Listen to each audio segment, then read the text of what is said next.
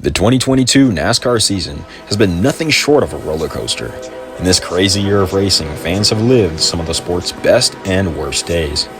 And that is no exaggeration, because several stretches of months throughout this year, I think are key periods of time that could easily be among the worst and best times to be a fan of the sport of NASCAR in all of its history. Everything from the introduction of the Generation 7 race car to radical schedule and package changes and big silly season changes contributed to all this craziness. Outside of NASCAR and other racing spheres, the news and drama has been equally as heavy.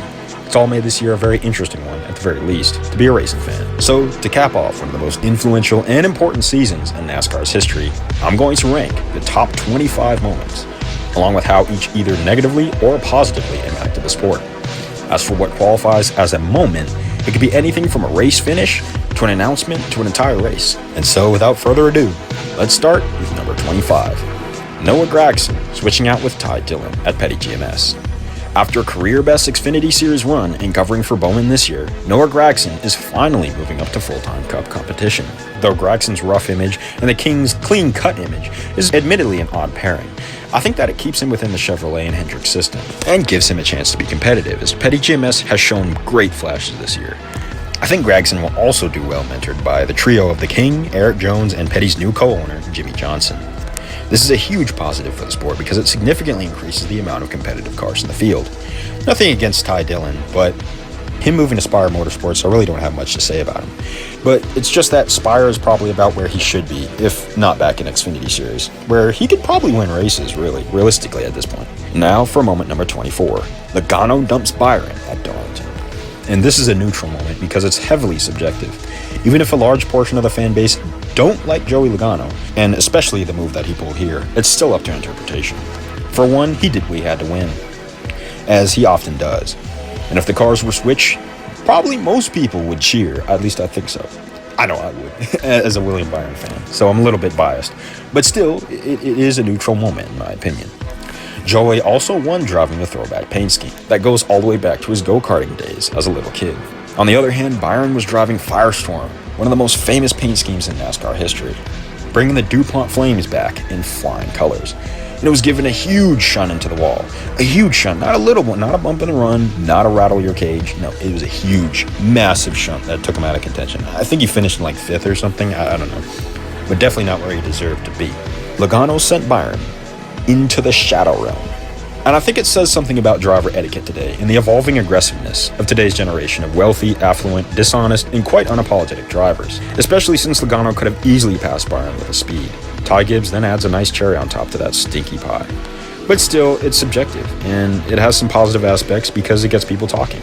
But it's mostly negative, at least in the realm of neutrality, because it breeds more aggressiveness, and I think it changed Byron for the worst, as we'll talk about later. But still, who ended up winning both the Cup Championship and who ended up winning the Xfinity Championship? Coincidence? I think not. Now on to number 23. Alex Bowman wins Las Vegas. After domination from Joe Gibbs Racing drivers, the old Hendrick boys came out with a gutsy 2-tire stop to emerge out front, and Alex Bowman was able to snag the victory out from underneath them. Another clutch win for the number 48, one that Kyle Busch was not so happy about. This was a lucky strike for Bowman because his season took a turn for the worst after this. And even though he made it to the round of 12, somehow, it'll only get worse from there. So to have this lone victory in 2022 gives us a little bit of hope for him. Hopefully in 2023, Bowman can continue his legacy of pulling wins straight out of his ass. Number 22, Harvick wins 2 in a row. Harvick went back-to-back at Michigan and Richmond this year to be the only driver to win any amount of races in a row at all. It's an anomaly in this crazy year of racing, especially considering Harvick was breaking a 65-race, 1.5-year losing streak following his killer 2020 season. I've given this a positive rating because it was a long-awaited Harvick victory, and even though he is not well-liked in general, it's good to see drivers get results that they deserve. And I think for once, the majority of the NASCAR fan base cheered for Kevin Harvick, which doesn't happen very often. He was also able to get 2 victories in a row on top of all of that. Unfortunately, he was eliminated in the first round of the playoffs, which was kind of sad to see after that. At number 21, we have the final race for Road America. This is an overwhelmingly negative thing because Wisconsin racing fans love NASCAR. They came out in droves both last year and this year. There were over 100,000 fans in 2021, and a very similar crowd showed up this year. I'm not sure if it was more or less, but it probably was quite similar. These were the first 2 NASCAR Cup races at the track since the mid-1950s. And even though it doesn't produce the greatest racing out there as far as road courses go, this year, there was a fantastic battle between Reddick and Elliott that saw Tyler Reddick finally go to victory lane after so many failed attempts and heartbreaks. It's not all negative because it's being replaced by the Chicago Street Course, though, which is technically in the same market and could be a big thing for NASCAR in 2023 if they do it right. And Road America could be back on the Cup schedule in the future. And of course, there's always Xfinity. And as we know, Road America fans, race fans, they come out to everything. It doesn't matter if it's NASCAR.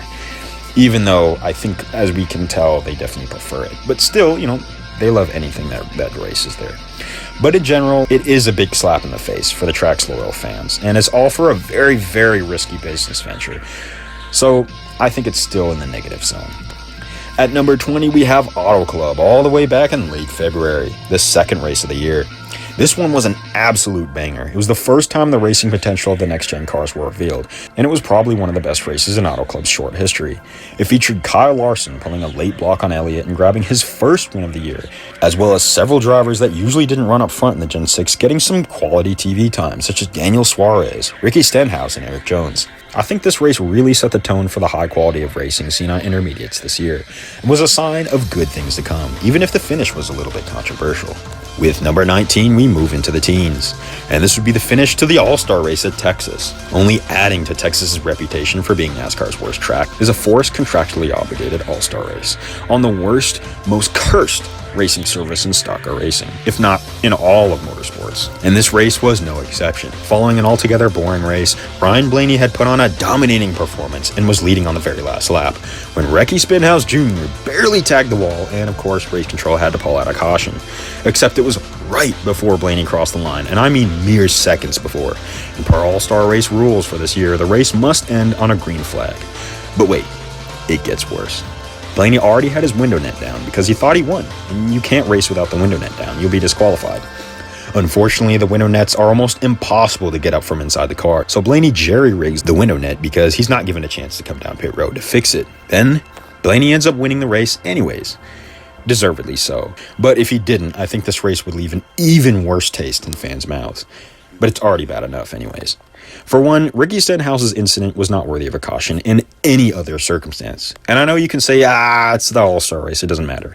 That's a load of crap because I'll bet you it didn't feel that way to Ryan Blaney, or any of the racers for that matter. Second, the caution was pulled faster than any other in NASCAR history, showing clear intent to modify results and to cause as much chaos as possible. And beyond that, they forced Ryan Blaney to race in an unsafe condition. Imagine if he rolled over and his head hit the concrete because the window net was not secure. This race's finish was an utter disaster and an embarrassment for NASCAR. It's the worst All-Star race in NASCAR's history, if not one of the worst races ever in NASCAR history. Or is it?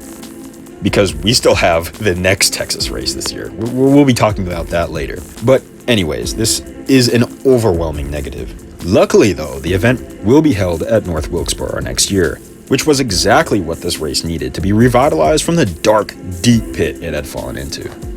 In number 18, we have Elliott's move at the Talladega Fall Race, and really all the Talladega Fall Race. As is the trend with the 2022 season, the boring tracks have become the most exciting, and then the most exciting tracks have trended generally downward.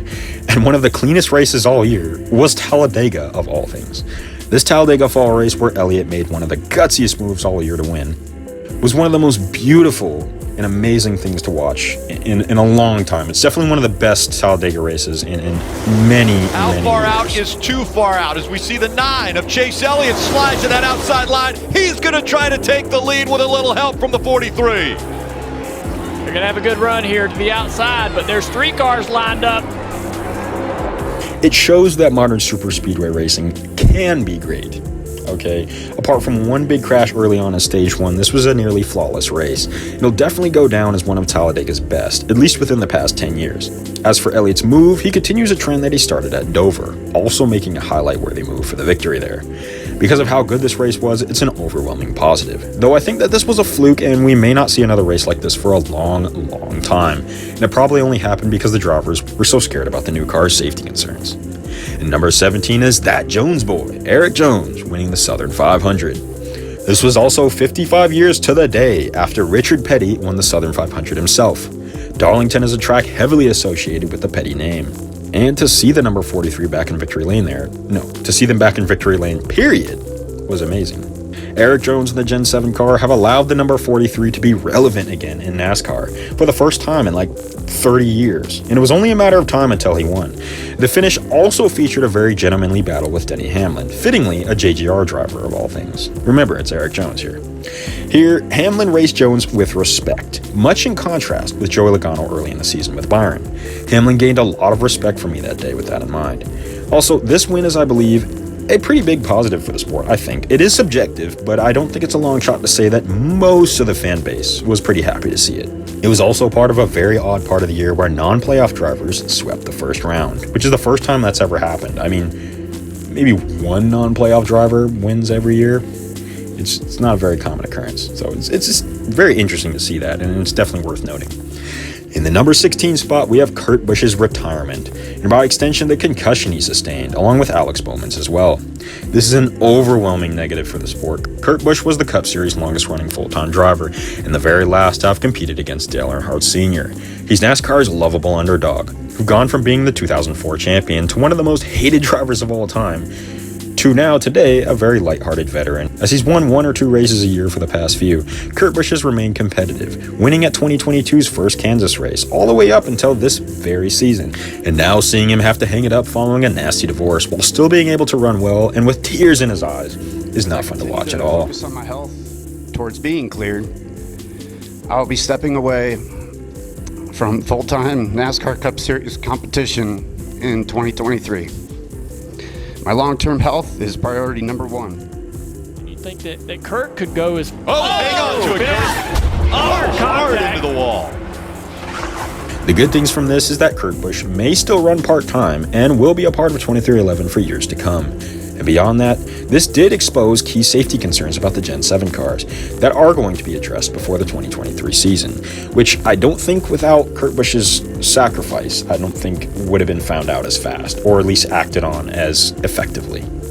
Alex Bowman's unfortunate crash at Texas reinforced this, leading to his premature elimination from the playoffs and him missing all the races left in the season apart from the finale. But hopefully next year he can come back from it.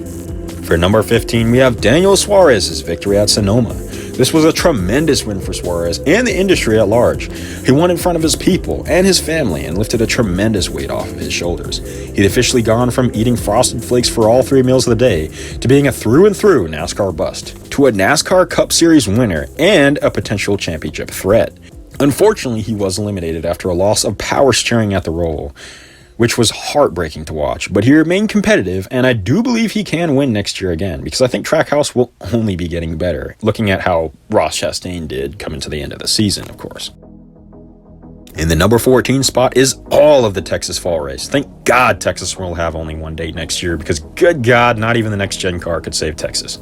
In fact, it made it worse, because I think that the 2022 Auto Trader EchoPark Automotive 500 is one of, if not the, worst NASCAR race of all time. The race was boring, as most Texas races on this configuration are. And then on top of that, it was filled with controversy, big controversy, such as William Byron going from innocent little boy to absolute stupid apeshit. And then, Cody Ware almost died. And that's without even talking about the tire failures. The tire failures are to the level of the 2008 Brickyard 400. It got to the point that every 30 laps, drivers were blowing tires in the turns and smacking the outside wall. What made it worse was that the track had bumps that sent the drivers into the walls that hadn't even blown a tire. It was like playing Russian roulette. Okay, who's gonna spin out this time? With this race, if it wasn't one thing, it was another, and it was painful, excruciating even. You see the smoke out the back of the car, hard contact with the right rear, goes back around, swings into the right front.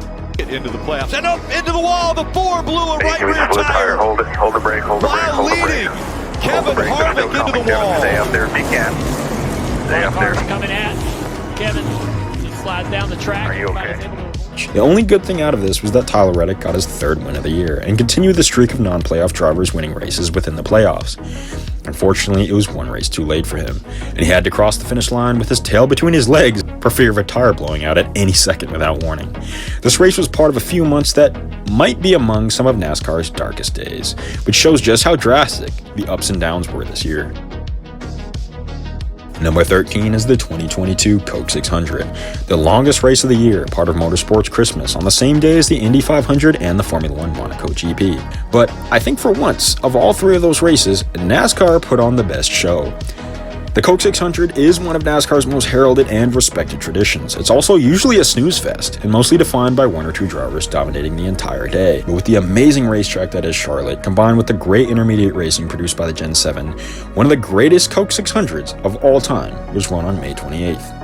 It was filled with tons of side-by-side action, close racing, and competitiveness throughout the field. It still wasn't the easiest thing to watch since it was so long. The longest race in all of NASCAR history, in fact, even among Coke 600s.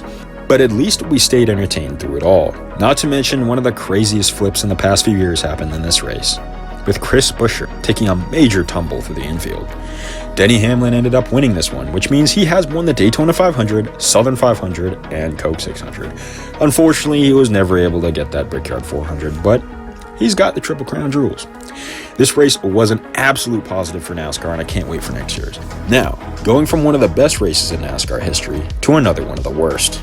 In 12th spot, we have the Summer Daytona race. Cursed from the very beginning as it rained out and was run the next day at 10 a.m. This race was the usual Daytona slaughter fest, with crashes happening left and right throughout the entire day. This is basically what we thought Fall Talladega would be, honestly. And even though it was bad, the worst was yet to come in Stage 3, when probably the biggest big one in NASCAR history happened, at least since the 1950s, and it occurred in Turn 3 when a sneaky rain shower dumped water all over the track and sent 30 plus cars out of control all at once. If you ever wanted to see that, and I know you probably have even if you never knew about it, this is what it looks like. The only driver to escape unscathed was Austin Dillon, who eventually won the race after the last few laps were ran with only like 5 or 6 competitive cars left in the field. It was a crazy race for sure, and I'm sure it was eye candy for the casual fans, but for those that care and love the sport, it was very tough to watch. The only good things here is that perhaps it will bring change in the way cautions are made, and hopefully rain detection devices around the track can be implemented. The number 3 car winning at Daytona is always welcome, and as I went over in the first video on this channel, Cody Ware grabbed his first top 10 of his career and was nearly able to go for the win. But still, it was an absolute embarrassment for the sport and a huge negative. In number 11, we have the Daytona 500 finish. The first regular season race saw Austin Cindric, a rookie in his first full-time season, win the biggest race of the year, and a nail-biting finish that saw a fateful betrayal of his teammate Ryan Blaney and Bubba Wallace nearly taking it all on the bottom. It's definitely a finish for the books, and from my experience, it was an amazing thing to watch in person. The Great American Race certainly lived up to the hype this time around. Starting off the top 10, we go from the first race of the year to the very last, where Joey Logano won his second championship. This is neutral because it's really up to you whether it's good or bad that Joey Logano won. It's no secret that he's NASCAR's, or at least the Cup Series, least popular driver, so I suppose most of the fan base aren't too happy with it. Not to mention Chase Elliott was wrecked early on, which probably caused a good half of the fan base to tune out. But I think the big hit to this race was how boring it was. Phoenix is a very aero-dependent track that is very car-focused rather than being driver skill-focused. You still have to be good, but it's definitely more car-focused for sure. And I think that the driver that has the fastest car will win, and if you don't have track position, it's really hard to pass, resulting in pretty boring and anticlimactic racing. Not the kind of thing you want to have in a championship. And then not to mention, this race followed Martinsville, and you know what happened. But Logano did indeed win the championship fair and square, and it's nice to see a new two-time champion enter the sport, so it's neutral. In the 9th spot is Bubba Wallace and his Fall Kansas win. A long-awaited legit, okay, and I put quotations around that, legit Bubba Wallace win finally came on 9/11/2022 after he dominated the second half of the race at Kansas, continuing the success that his teammate Kurt Busch had at the track early on in the year. It's a great win for the industry, which has unfortunately seen Bubba get overhyped to the moon, and now he's finally living up to it. As he capped off one of the best stretches of his entire career with a win, he can finally begin to shush the haters, as he made sure to do once he stepped out of his car. Win for the industry and the fans, who for once did not boo Bubba Wallace. And I really wish that was where the story of his 2022 season ended. But unfortunately, we can't have nice things. And we know that's not how it ended up. The number 8 spot is New Atlanta. New Atlanta was a bit of a question mark heading into this year. They increased the banking, made the racing surface thinner, and changed the package to mirror super speedway racing. And there were many doubters and haters that thought it would be a flop. and I was one of those people. But when I went to the race in person, I was blown away by the success they had. Not only were they able to actually create a baby Daytona, but they created a really great racing product. The racing was entertaining, but not quite as hectic as bigger super speedway races, because there wasn't as much room to do a bunch of aggressive moves. It was really fun to watch. I honestly think that Atlanta should be one date per year to keep the number of super speedways down, or at least have one date run with the intermediate package. But I'm still happy with how it is now.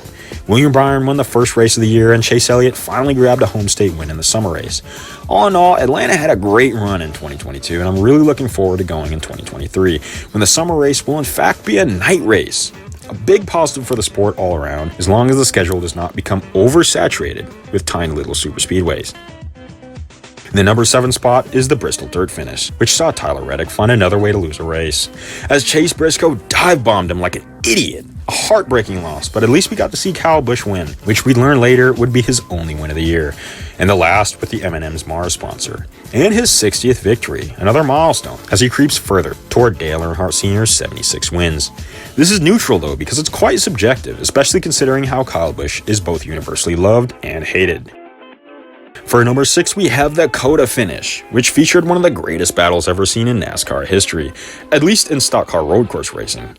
It was between Ross Chastain, AJ Allmendinger, and Alex Bowman, each with a car capable of winning the entire thing. AJ bumped Chastain first, and then that leads to Chastain responding by sending AJ to the shadow realm, just as Logano did to Byron. And Bowman wants to steal it.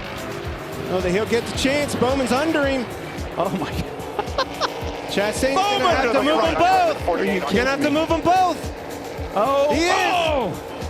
And around goes Allmendinger off the bumper of Chastain. And Ross Chastain beats and bangs his way to turn 20. Chastain grabbed his first win of the year, which would kickstart a great season that saw him make it to the Championship 4.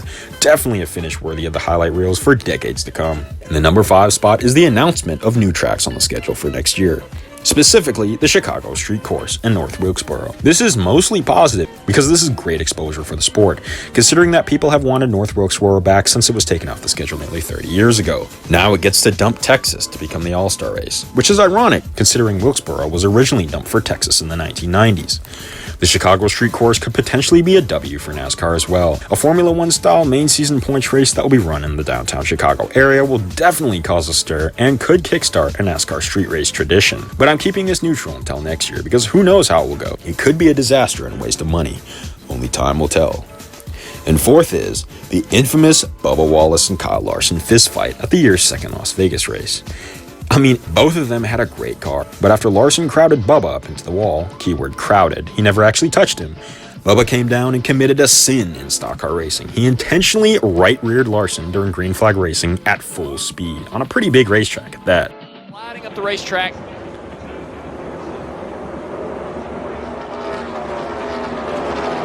Bubba just feels like that the 5 didn't give him much room as he would have liked to come off of that corner. They're chasing him up the track here. Yeah, Larson's got him in a bad spot right there and gets him in the wall. Then they go down the front straightaway, and it just looks like to me Bubba hangs a left to retaliate. And I got a problem with that. You're going as fast as they're going, and you hang a guy in the right rear quarter pound. That is exceptionally dangerous. That's racing. What's made even worse is that both cars were wrecked. Bubba wrecked himself. Then the worst is still yet to come, because Bubba then gets out of his car, walks over an active racetrack, and proceeds to punch and shove Kyle Larson.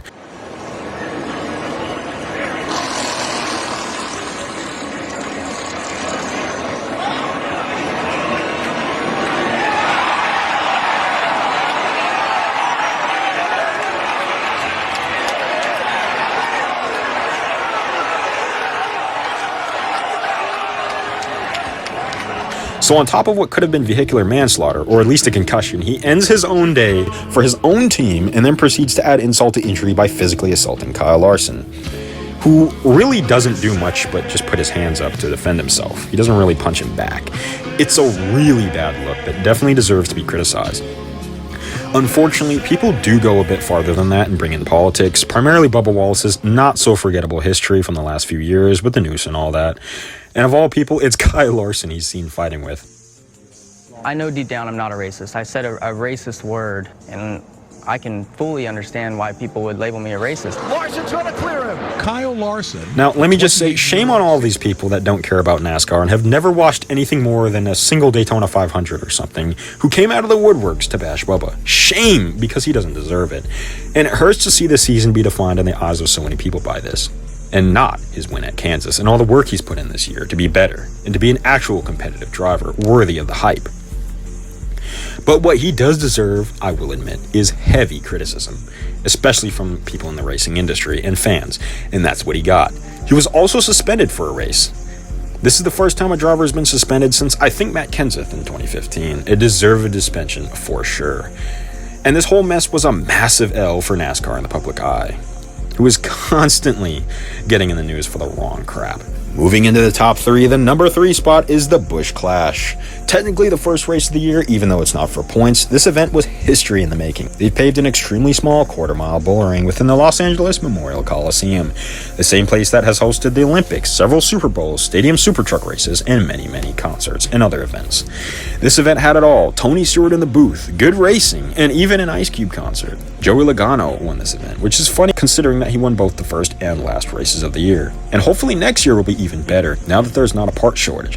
It's a definite W for NASCAR, and I think it can serve as the basis for NASCAR to tour the USA or go internationally by racing in stadium venues.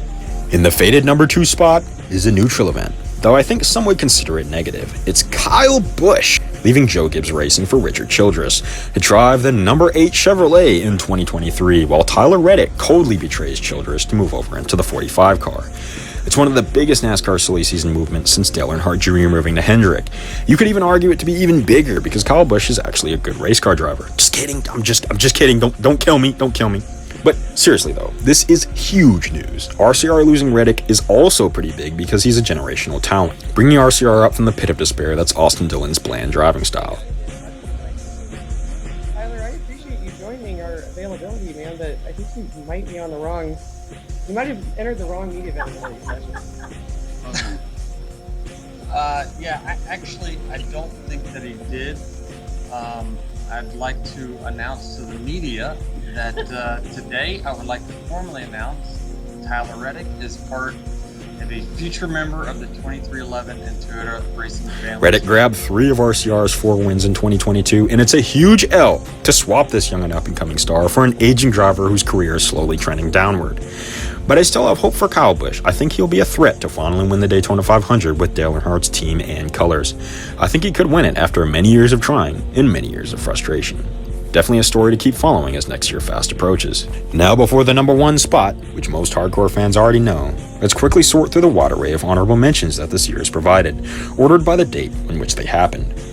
First up is Almirola retiring, then unretiring and signing a multi-year deal with Smithfield.